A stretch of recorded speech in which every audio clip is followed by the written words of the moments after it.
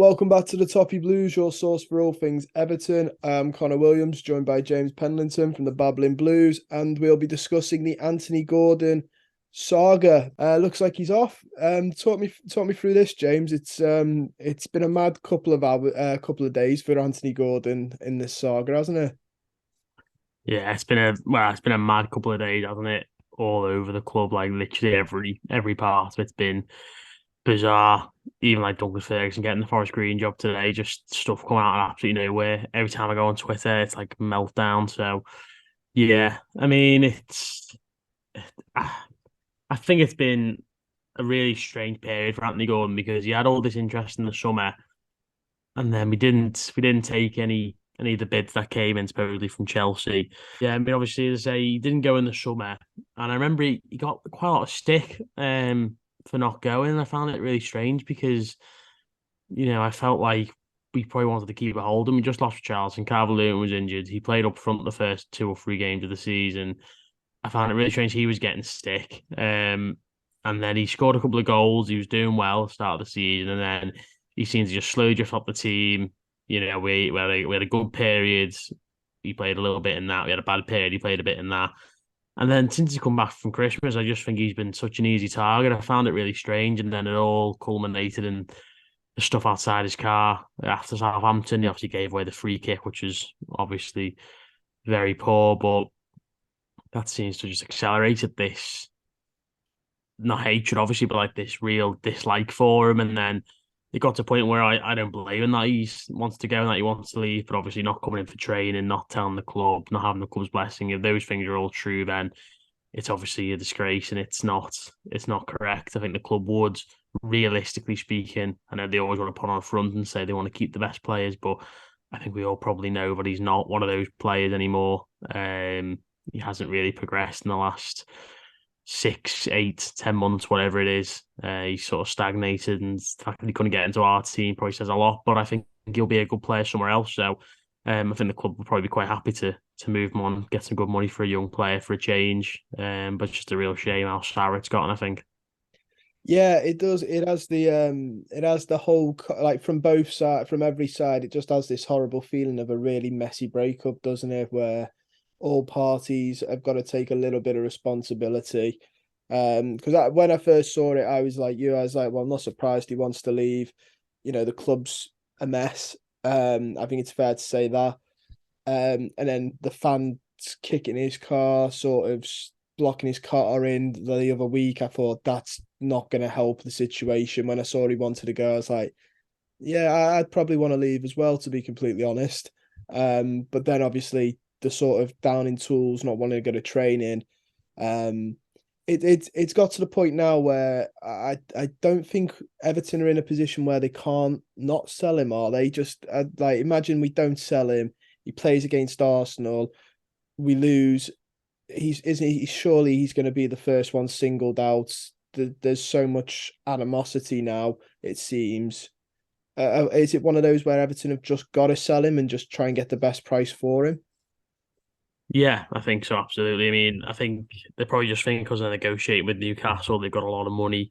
It's Matt Law who said that as well about the 40 million. It's obviously a decent source. I think in terms of they've got a lot of money, they probably want to spend it, but they've spent their money really well. And I think rightfully they sort of balked at that 60 million valuation apparently. But yeah, it's following a worrying trend for young local players coming through because I think the last maybe three local players to play 50 games for Everton are John Joe Kenny, Tom Davis, Anthony Gordon. Going back, probably Ross Barkley is probably the fourth one, I'd imagine. And all of those have received a hell of a lot of stick. John Joe Kenny maybe slightly less so, and he obviously was, I think, probably the least talented of the four of them, but he always gave 100%. He just wasn't quite good enough, and he left, and that was probably the least messy of the four, and I think he was the least talented, which is really worrying. We waited for years for someone to come out of the academy and be any good. Andy Gordon came through last season. I thought he was in the top five players who, along with Richarlison and Jordan Pickford, for example, who helped keep us up last season. I thought he really stepped up. I thought this was going to be a good year for him. But he can't do right for doing wrong as far as I'm concerned. I saw someone on Twitter yesterday say that he down tools as soon as Chelsea got interested, and I was like, well, by the Brentford game earlier this season, that saga had pretty much ended. He scored in that game. Leeds the week after he scored, there were two crucial points for us, certainly the Leeds one. Um, he scored against Palace. He actually did score against Villa as well, right in the middle of all this. It was obviously disallowed, but yeah, if I was him, I think his mind was probably made up, and he's probably being badly advised. All these other excuses. It's not good. He should be coming into training. He should be there for Leighton Baines, who I'm sure would want the full complement to work with and show some respect for someone like him. But again, we don't know, do we? He might have Leighton Baines' blessing rather than maybe the whole club. You just never know. But they say it's a very messy ending, and it didn't need to go this way. But it's sad because whether people rate Anthony Gordon or not, I really don't think he's been in the top 5, 6, 7, 8 players this season who I blame for where we're at, because quite frankly, I think he's played 90 minutes twice since Halloween. I think I read earlier. I know obviously that we had 6 weeks off, but he hasn't really played much this season. I think there's players who are more culpable for what's happened. So it's a real mess. It's a shame the way it's gone, but I think it'd be our third or fourth biggest sale if he went for 40 million. So yeah, we can't turn that down. Even if I do think he will go on to be a decent Premier League player. Yeah, it's interesting you mentioned about the local lads because obviously, like you said, a couple of them got stick. This is sort of turning into almost as rough as Ross Barkley's. I mean, obviously Barkley's was different. I think it did only turn nasty once it looked like once he'd already had the interest. I think he genuinely did get interest and down his tools a little bit, in the hope to cut the price for Chelsea. But it is a shame that once again it's another local lad that looks like he's about to be hounded out. And I think if certain fans had their way, Tom Davies would be right behind him. A couple of fans I know did, buying for Tom Davis's blood. In terms of a winger, though, like you said, potentially one of our highest and the fifth highest transfers. Last season, he started 25 games, was subbed in for 10, 4 goals, had an XG of 4.8, so roundabout there's maybe 1 goal better he should have had there. And a couple of assists. I think it's like 2 assists, and then this season 3 goals from 16 appearances. Again, 12 matches he started, 4 subbed in. He's only played 1,096 minutes. It's the one thing I do sort of align is these numbers obviously don't look great. I know obviously people could argue we're a poor team. Do you think that is the case with him? Do you think the numbers would be better if we were a better equipped team, possibly a better managed team as well for large parts of this?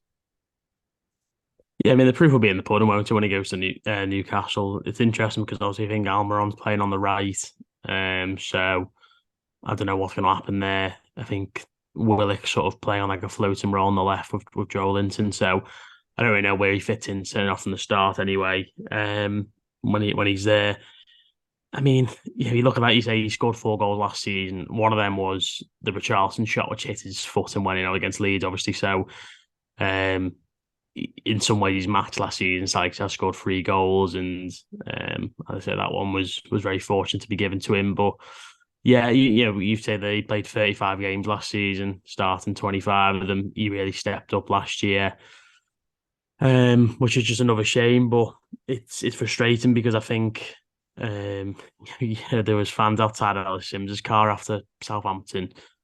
Whether they meant to go for him or not, I don't know, and I don't know whether much was said to him. But I just look at any kid in the academy now and just, why would you want to come through? Lewis Dobbins smashing it out at Derby at the minute. Tom Cannon's just gone to Preston, and in his interviews, he said he wants to come back and score goals for Everton. I honestly think people are going to not think twice because they're going to want to play for the team they've been at for all their life. But it's so frustrating. You're saying that people are going to want Tom Davies up the door. That's fine because Tom Davies, he's not getting any better and he's getting older and his contract running down. And the player we probably could have got a bit of money for a couple of seasons ago. It's fine to bring players through and then not to be at Everton the whole career. You very rarely get that when you think about it. I think, look at someone like Arsenal, let Joe Willock go. Just mentioned then 25 million, and he's done well at Newcastle. He's having a decent career. I think Eddie and Ketty might have gone out as well had he not had these opportunities in the last sort of 18 months. But I think in terms of if you have a young player, let them go. Doesn't need to get as messy as this as fans don't need to get as angry at this as this. I know it's slightly different because of the situation we've been in, but he's a hole in the team we're going to have to plug because Dan Juma's not coming in. McNeil's been poor. Tamari Gray's off the boil more times than he's on it. So he's a big part of what we're going to have to replace. And I think Tamari Gray scored more goals than him this season. I don't think anyone else has from off the top of my head. I can't think of anyone who scored more than 3 goals for us this season. So it's a real mess. And just hopefully it can just simmer down. We can get a good sum for him. And all the best to him to see how he gets on. We can reinvest it. Hopefully that should be ours in the first place. It doesn't need to get as messy as this, I don't think. No, yeah, I completely agree. It's got to sort of breaking point now. It is interesting you mentioned who do we replace him with because like you said we've only got two other wingers at the club. One of them like you said more hot than cold, and McNeil. I'm not too sure what the problem with McNeil is, but he's just not hit the ground running. Which makes you think now a winger has got to be a winger slash forward, whatever you want to call him, has got to be a priority in the window.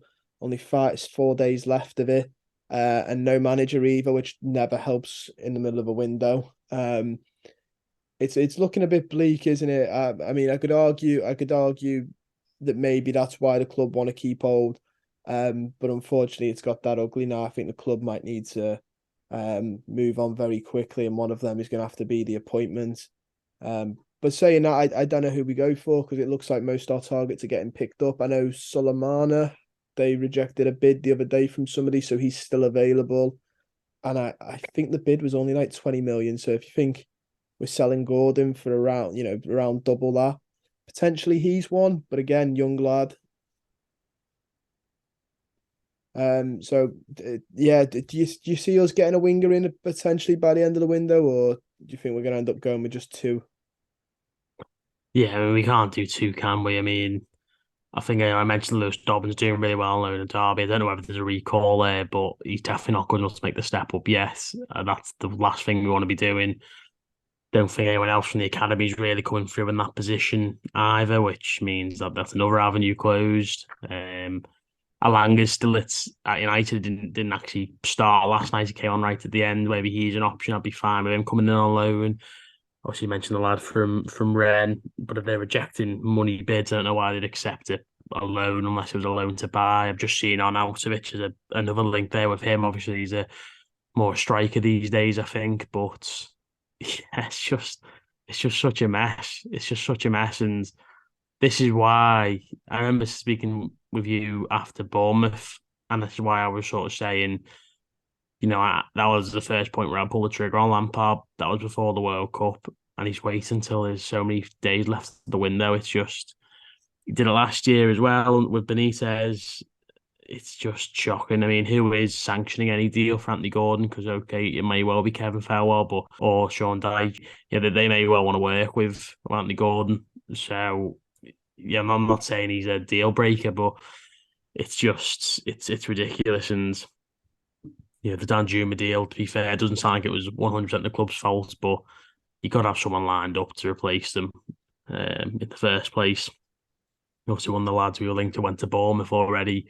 Another lad he might have been at Lorient or Lens or someone, or Marseille, that Moffy, looks like he's going to Nice, we were linked with. Sulman's having bids. It's just such a mess. And Kevin Farwell's not had a good start in terms of his success rate of signings. I wouldn't say with more paying McNeil costing a big chunk, and they've been really, really poor. Yeah, it's a massive mess. Yeah, well, obviously Andros Townsend's coming back, but he's already about 40 and he's been out for 12 months, so God knows how well he's going to play. But yeah, it's a real depressing state of affairs when we're looking at our wide areas. You'd like to think if they are softening their stance on it and they're going to let him go for a third less of the valuation they apparently put on him, then that hopefully means they've got a plan. But who knows? Yeah, I completely forgot about Andros Townsend for a minute. Not that return thrills me, but I completely forgot about him. He's probably one of the most one-dimensional I've ever seen out on the wing because he runs down and cuts in all the time. But yeah, it should be interesting to see what the club do with Anthony Gordon. Like you said, it's unfortunate that it's ended this way. But I think that'll be the end of the video as well on Anthony Gordon. Watch this space, see what happens. James, thanks for joining me to speak about Anthony Gordon. No worries, thank you. Don't forget, guys, if you're watching, to like the video, subscribe to the channel if you're not already. Comment down below your thoughts on Gordon. I'm sure he's going to be quite polarizing. And we'll see you guys very, very soon.